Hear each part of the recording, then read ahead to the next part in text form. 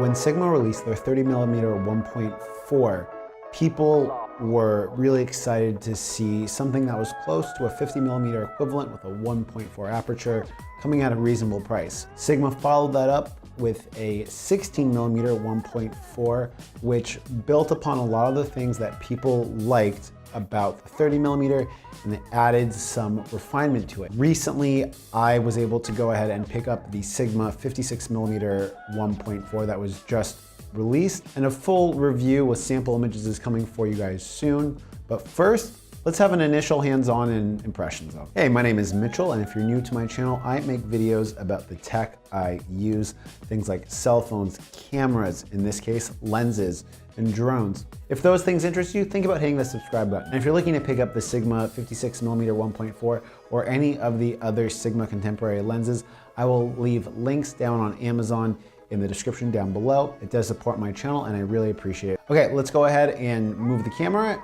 and jump into the hands-on. Okay, so now that we got the Sigma 56mm F1.4 out here on the table with us, we are going to go ahead and just kind of examine it, take a look at it. The first thing I want to note is this lens hood it feels and seems almost identical to the lens hood on the 30mm. I tried interchanging them. Obviously they do not work. But if you're wondering about what the quality feels like, it's identical to all of these contemporary lenses that Sigma has in regards to feel.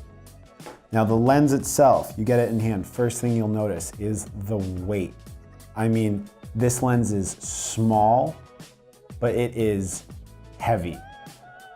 I mean, I gotta say it's probably pretty close to what the 85 1.8 weighs from Sony. The focus ring is smoothly dampened, but I would say it feels much more similar to the 30mm than the 16. The 16 seems to have a little bit of weight to it, or at least that's been my experience. Build quality.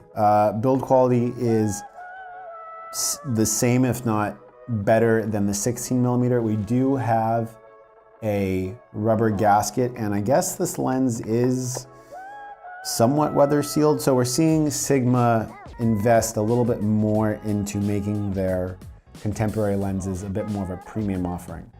I've gotten to take a few images with it. My girlfriend, this is a portrait lens, so I'll be using it to take a lot of pictures of her, has been out of town, and so I will have another video up in the next couple days with links probably to like my website or to somewhere where you can download the raw files from this and see for yourself, along with some 4K footage, and I'll do like, you know, 1/1 crop or 100% crop for you guys to see for that.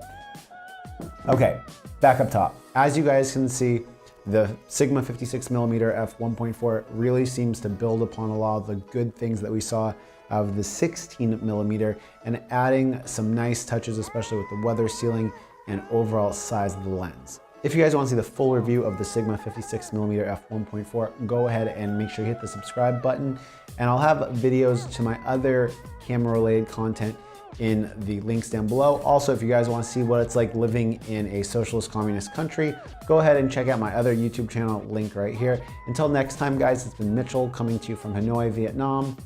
Hoa Binh.